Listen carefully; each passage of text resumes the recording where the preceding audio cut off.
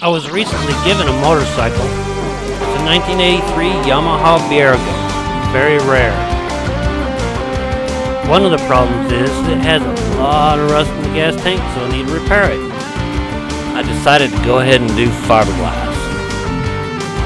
Fiberglass is strong, easy to work with, sticks to metal real well, and has other advantages I'll tell you about in a bit. Here we go. There are other ways to do this, but this is just how I did it. Here are some of the things that you're going to need. For this, I'm using Bondo's fiberglass resin. It's polyester resin. It usually comes with a small tube of hardener, which is methyl ethyl ketone peroxide. The resin doesn't stick to plastic very well, so I'm using a plastic measuring cup. The cup is graduated. It has ounce graduations on it and even breaks it down into quarter, half, and 3/4 ounce. I'm going to be using no more than 1 ounce at a time. You're going to need stir sticks. I'm just recycling popsicle sticks. So you get about a dozen for $2 and a nice treat. You can get some cheap bristle brushes at the hardware store for about $2 for $1. That's what I got. You'll need a few foam brushes. You'll need a few of these. They're about 80 cents each. Don't try to do this without any latex gloves. You gotta have them. You'll need some fiber sheets and some fiberglass matting.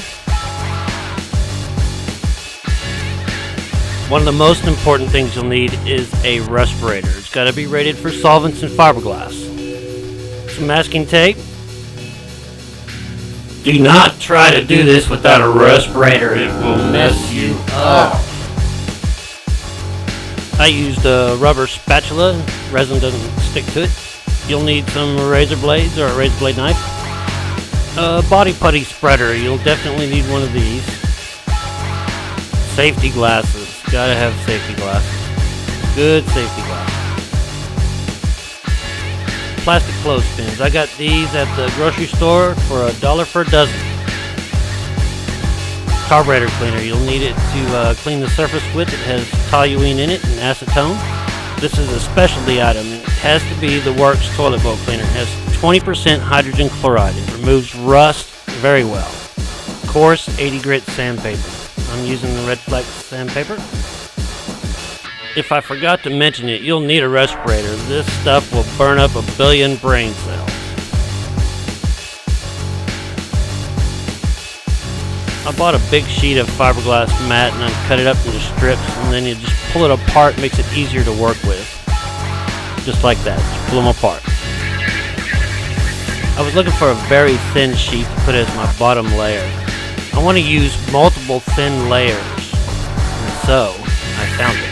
It's a secret, don't share it. Yes, you guessed it. They're old used dryer sheets. Make sure you wash them out real well. They're very thin, strong, non-woven, fine polyester fiber. One thing I noticed about them is they hold their shape very well after being heated, so I had to flatten them out, so I ironed them and cut them into small strips. Let's take a closer look at the damage. What we see here is the rust has completely eaten through the metal to where there's big holes, and it's all pitted out real bad. Obviously the water was settled in this tank for quite a while. You see the pits and the holes everywhere. I stripped the paint off with a liquid paint stripper and then I sanded it down. What I found was that some of the holes had epoxy in them from where the guy tried to repair it before. Gonna have to knock that old epoxy out. You see that it's kind of rusting. That's okay. Big piece of epoxy there. All these pits, you can just see this. Rust is eating it up. All bad. I want to repair this bike on a budget, and the gas tank itself would cost me $175, where I think I can do it for under $50.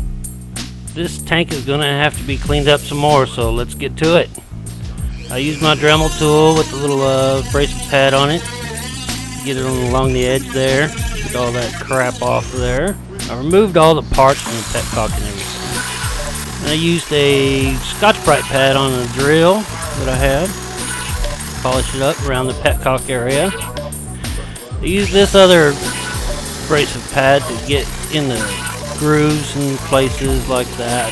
I use two different types of wire brushes. This one helps me get in the flatter surface and the corners and stuff like that. And then the flat surfaces in the middle where I can't get to with the other brush, I use this one.